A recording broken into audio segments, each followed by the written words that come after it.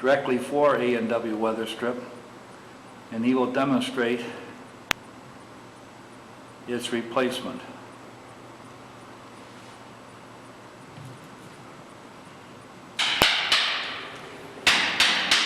Ray is beginning the removal of the existing weather strip. First, removing the weather strip from the lower rails.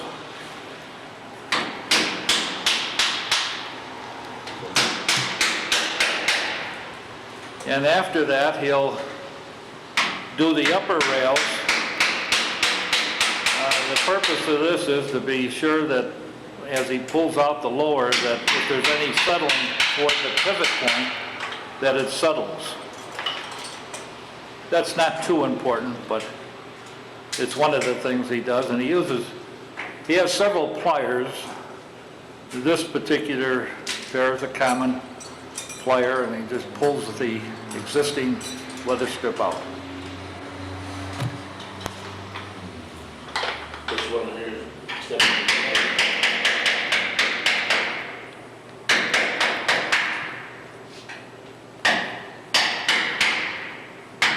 Ray is at this time using an ice pick to get into the groove in the bottom rail to release the aluminum binding that is the weather strip.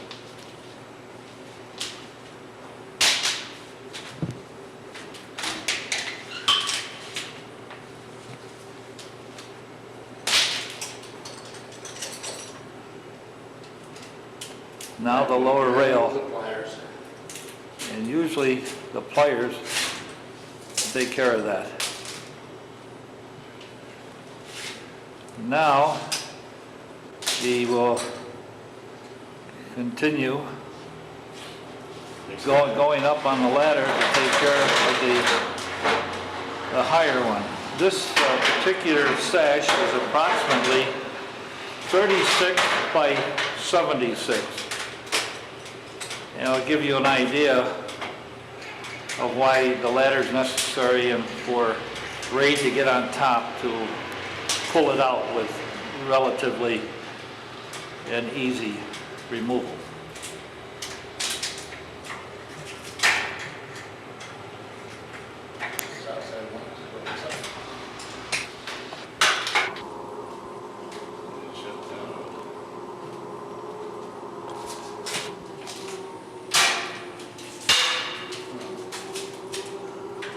Ray is going to now put in the weather strip in the bottom rail, sliding it from the inside toward the out, leaving 3 inches on each end.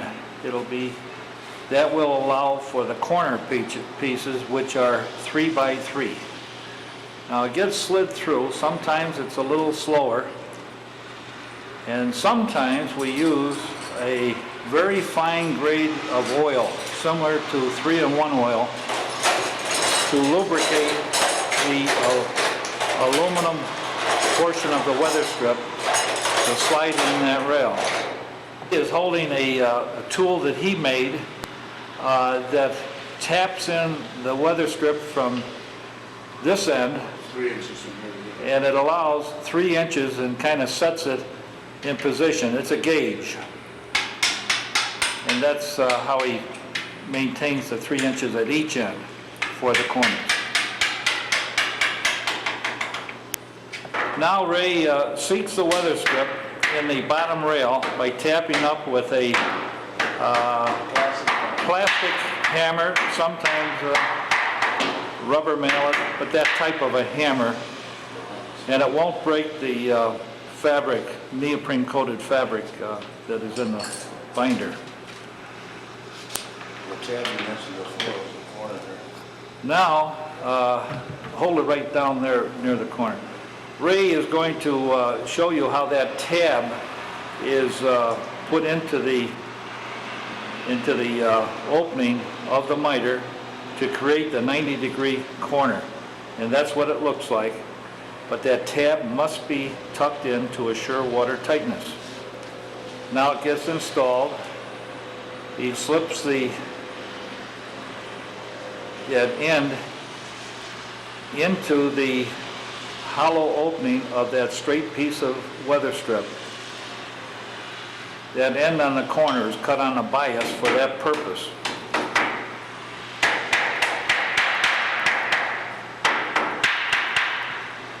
Now he's going to install the other corner on the other side.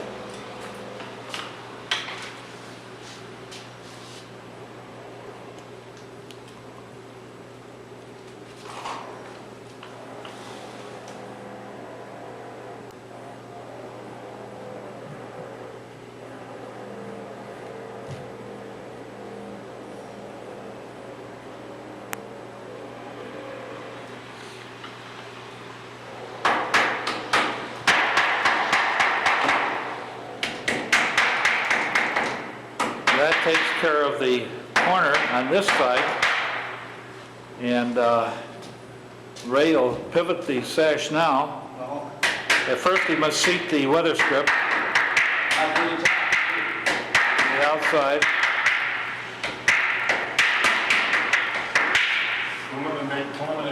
Okay, I was corrected. Ray's going to go up and do the top section the same way he did the bottom. Now,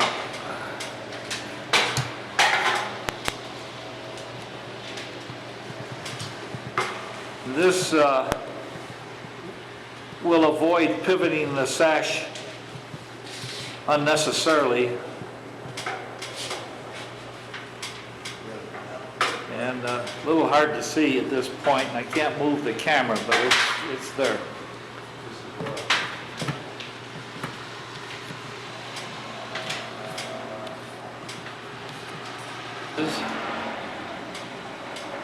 And he's starting to do the vertical rails. Starts them in. He also has to set the bias piece of the corner weather strip into the straight verticals.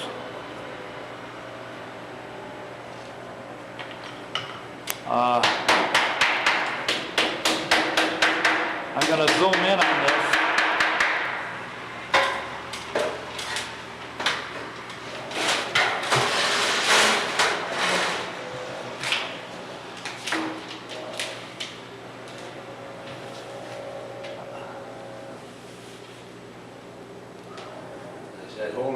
Well, I'm coming down, Ray, and we're just slowly getting to this.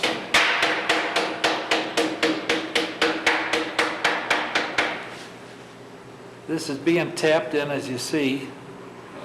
And the very bottom, he has to Make sure the weather strip is still hanging out.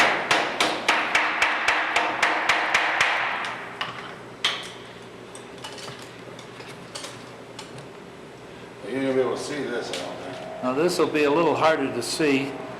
I'm going to come up to the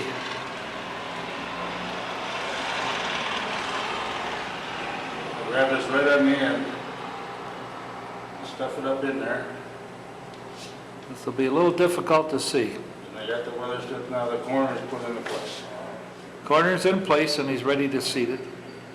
So I'll see. It's all seated now. Now, I'm coming up to the area that has the lock. And on that piece of weather strip, it must be notched to allow the key to pass through into the lock. And Ray's going to, at this time, cut a little notch in there with some side cutters, aircraft type of cutters.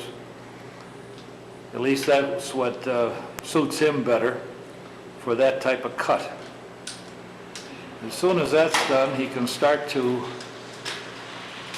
seat that weather strip in that channel.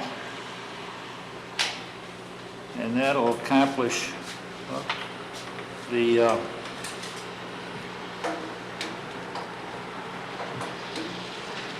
The reason I use these pliers, Jack, is so I make sure that the little strip that wasn't cut out stays in position to hold the weather strip.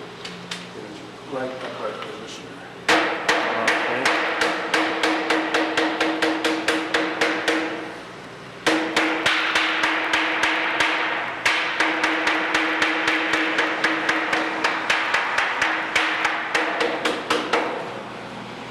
Again, I hold this out.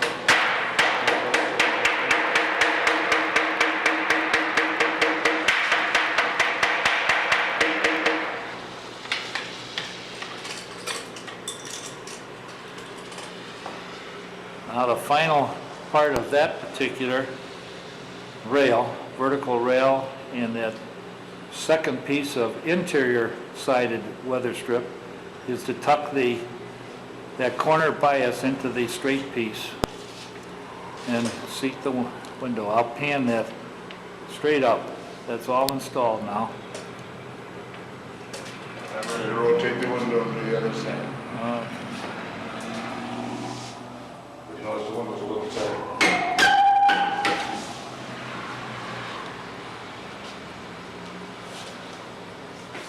Well, I'm still down, so I don't climb the ladder. I do the bottom ones before I climb the ladder. The less steps you make, the easier the whole operation is.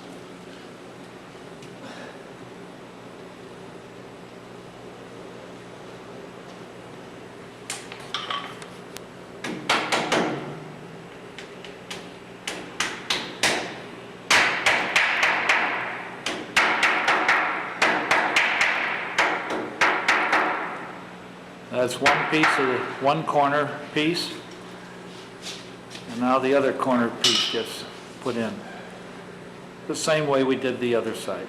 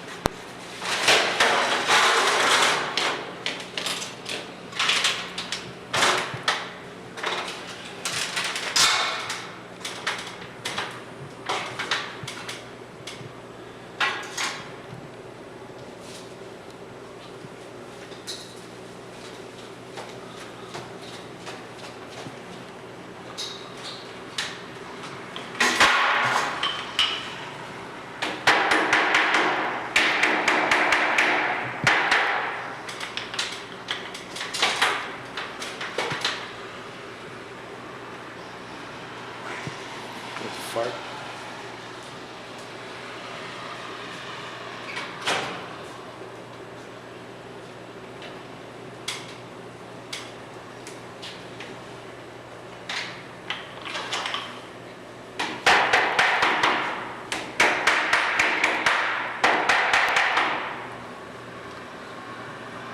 This is doing the exact thing that Ray did on the other side to prepare this for the vertical rail here. He sets each piece into the corner piece and lightly taps this, not totally setting it.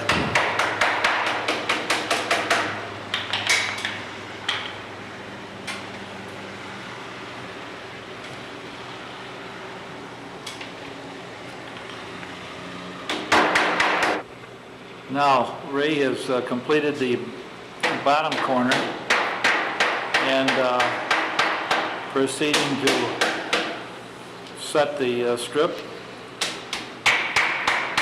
just as he did on the other rail.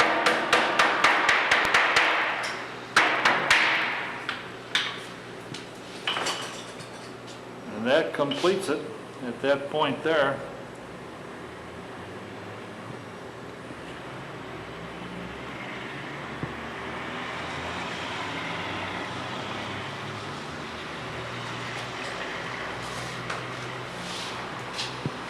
Now he's nipping out.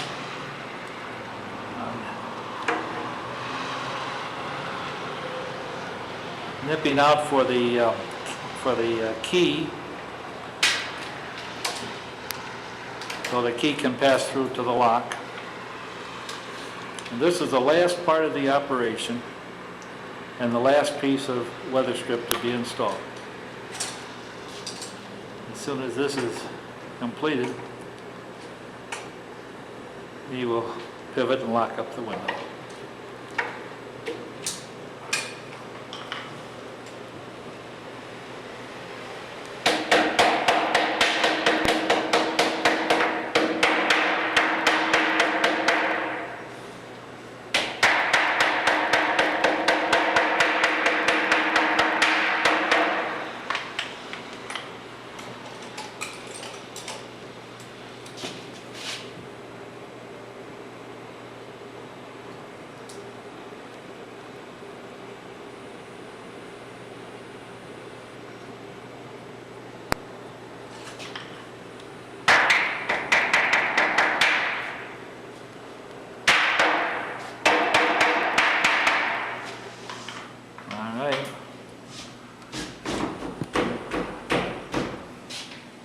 Window is now closed and locked. And that completes the weather strip replacement.